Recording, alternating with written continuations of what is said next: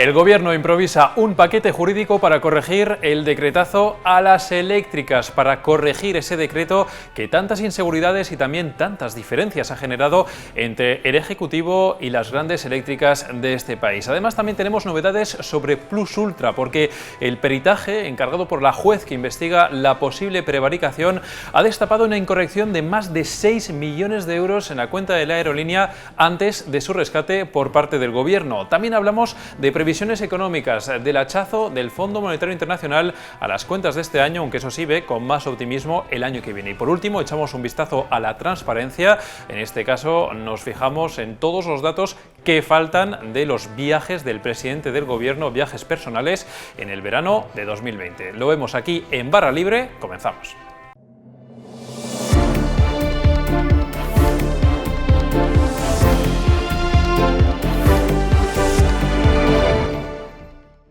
Y comenzamos nuestra edición de Barra Libre, lo comentábamos en portada, nuevo capítulo del choque entre el Gobierno y las eléctricas, a cuenta del famoso decretazo del pasado mes de septiembre. Ya saben ustedes que se había creado una importante inseguridad jurídica para las eléctricas y para las empresas, y tenemos novedades porque Alberto Sanz, compañero de Economía de Voz Populi, ¿qué tal? A ver, resulta que este decretazo que ha sido un quebradero de cabeza para el Gobierno, ahora lo que estamos contando es que se está improvisando un cambio para introducir nuevas novedades legales. Cuéntanos. Así es, la pasada semana la ministra anunciaba en el Congreso que cuando iba a convalidar este Real Decreto Ley, que durante su semana de negociación con las eléctricas se iba a poner en marcha una matización para revisar esos agujeros de inseguridad jurídica que se habían generado.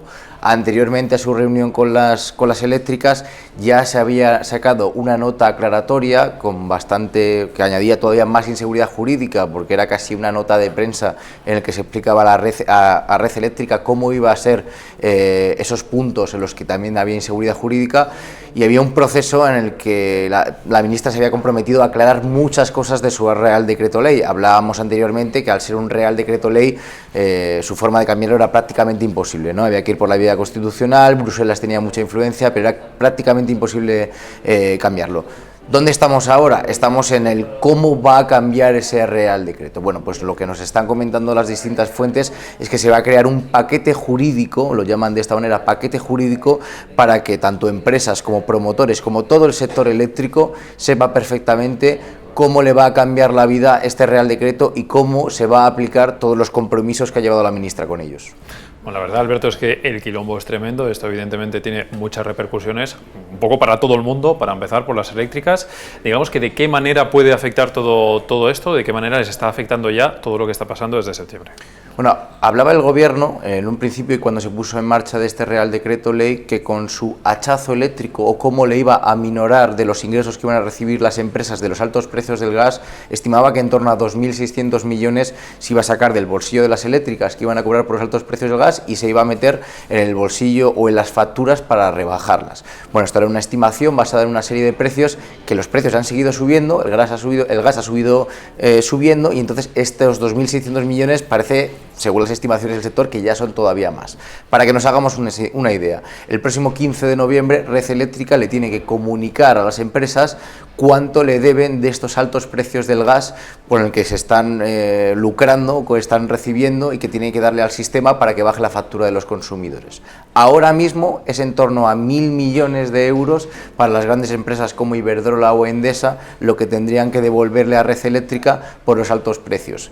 ¿Qué pasa con esta matización o este paquete jurídico? Que hay muchas empresas que tienen que presentar la documentación para decir, realmente he cobrado esto y que tú me quites esto, que realmente no saben lo que tiene que presentar porque no sabe cómo le va a cambiar las reglas del juego a la ministra. Esta es la gran problemática, el gran quilombo, por decirlo de alguna manera, que está montado en el sector y que estamos hablando de cifras astronómicas. Repetimos, 1.000 millones de euros, tú tienes que hacer una declaración de la renta, poníamos el ejemplo anteriormente, y no sabes realmente cómo tienes que presentarlo. Y llegará un momento en el que la ministra te diga, no, esta parte no hace falta que la declares, estos contratos eléctricos no hace falta que se incluyan, estos contratos estaban colocados antes de los precios del gas. Todos estos aspectos y todas estas dudas tiene que quedar en un negro sobre blanco de la ministra para las diferentes empresas para que hagan esta declaración y que finalmente se solucione toda esta crisis que se ha formado. Pues Alberto, llevamos meses de subida del precio de la luz, llevamos un mes y pico de decreto y la factura no para de subir desde entonces, y encima vemos que el lío es morrocotudo, como se diría, en torno a lo que pasa entre el gobierno y las eléctricas a cuenta de la falta de seguridad jurídica, así que estaremos muy atentos a esto que nos Eso es, y creo que nos quedan bastantes meses para verlo. Y contigo lo comentaremos, Alberto. Muchísimas gracias por tu información. Y un día más, se llevan unos cuantos esta semana, tenemos novedades en Barra Libre y en Voz Populi sobre Plus Ultra. Ya saben ustedes que la juez que investiga la posible prevaricación en el marco del rescate de la aerolínea por parte del gobierno encargó un peritaje que en estos últimos días pues, nos está dando muchas noticias, y una de ellas la vamos a abordar este día con Beatriz Triguero. Beatriz, ¿qué tal? Hola Alberto, muy bien. A ver, hablamos de las cuentas de la aerolínea y hablamos de, no sé si hablar de desfase, de incorrección por un valor superior a los 6 millones de euros. Exacto. Bueno, en Voz Populi habíamos contado ya que Plus Ultra usó un avión que tenía en propiedad para pagar una emisión de deuda que hizo en 2019, no sé si recuerdas, y con esto se anotó un beneficio de 6,3 millones de euros. Esto fue porque el valor contable del avión era 6,3 millones inferior a la emisión de deuda que hizo. La cuestión es que Plus Ultra se comprometió a alquilar el avión a sus inversores, el que les había vendido, durante 4 años y después a recomprarlo.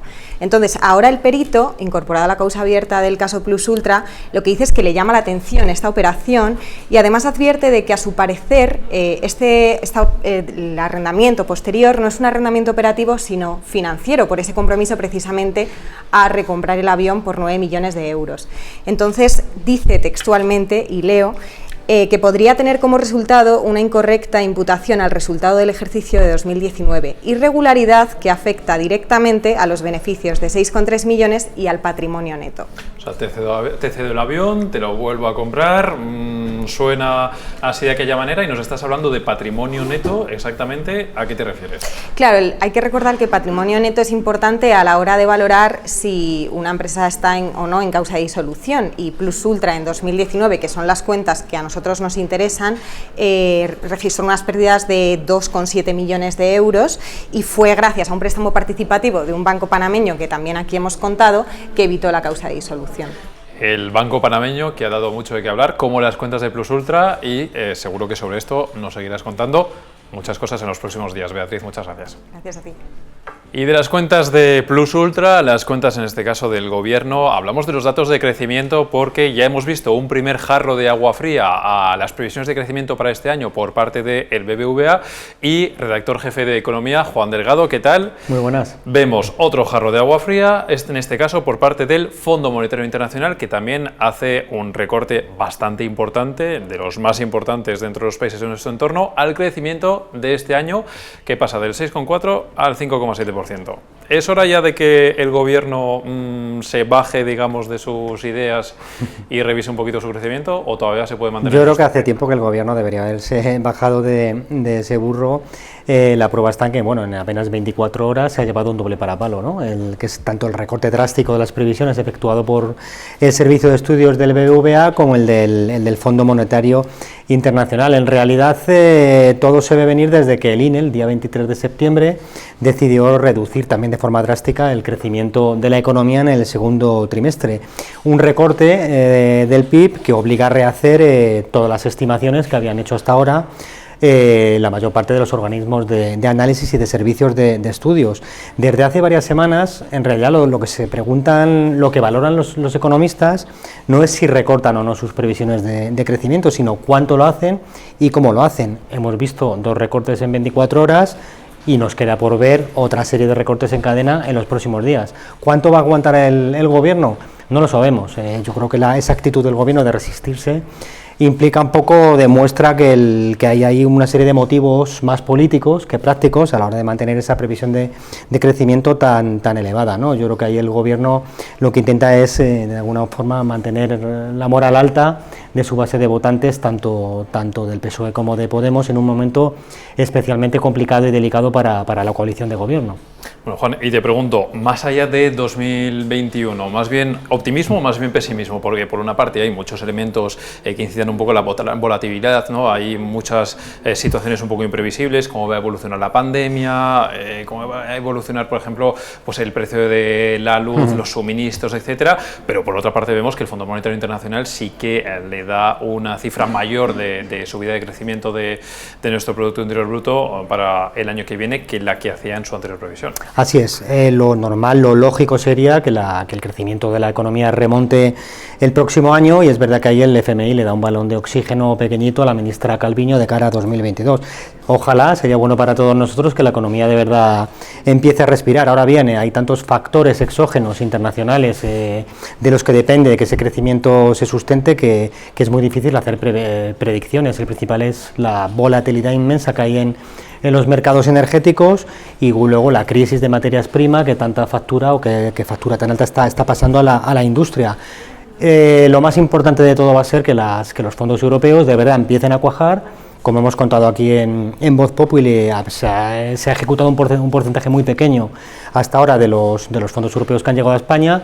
La mayor parte de esos fondos deberían de verdad implantarse a lo largo de 2022, y de eso va a depender que el FMI tenga o no razón en esa previsión más optimista de cara a 2022. Pues Juan, veremos quién tiene razón y veremos también si hay alguna rectificación más, ya sea del Gobierno o de algún otro organismo en sus previsiones, y lo veremos contigo. Muchas gracias. Muy bien, gracias. Bueno, y ahora queremos interesarnos por los viajes que hizo a título personal el presidente del Gobierno, Pedro Sánchez, en el año 2020, el primer verano de pandemia que hubo pues, en el mundo. Queremos hablar de este tema con nuestro compañero, con Borja Negrete, que tenemos ya por ahí en pantalla, porque Borja, tú has estado analizando un poquito los datos de transparencia, los gastos derivados de estos viajes que hizo el presidente del Gobierno a título personal a varios lugares, ahora nos cuentas, y resulta que se ocultan esos gastos de esos viajes. ¿Qué pasa?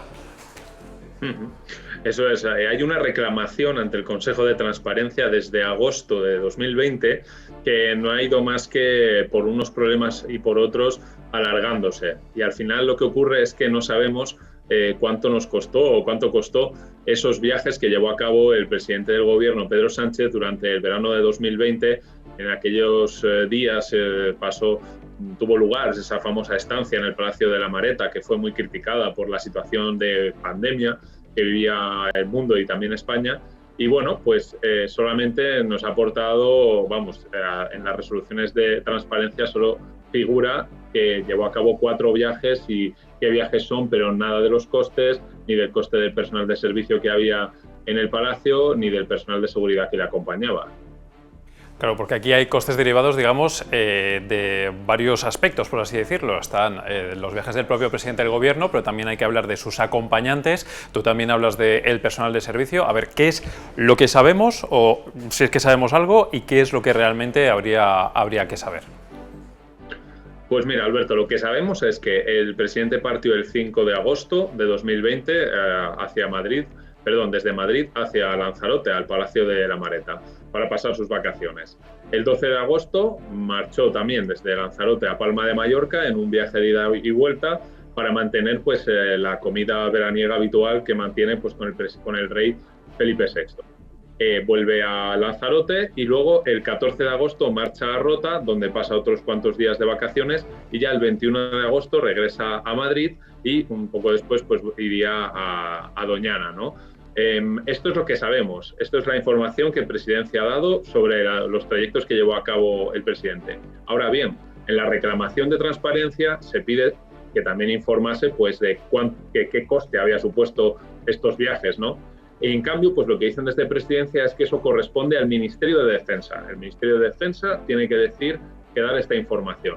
¿Pero qué pasó? Que el Ministerio de Defensa dice que ese oficio que le tenía que haber llegado de Presidencia nunca llegó y que por eso no había respondido. Y eso ha hecho que el periodo para conocer el coste de estos viajes se haya extendido hasta ahora, que ha pasado más de un año y sigue sin saberse.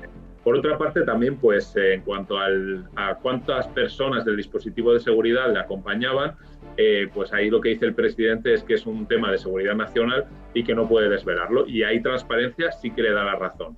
Y el último punto que nos quedaría por conocer es el coste del personal de servicio, porque claro, ese palacio es enorme y requiere pues un mantenimiento muy importante.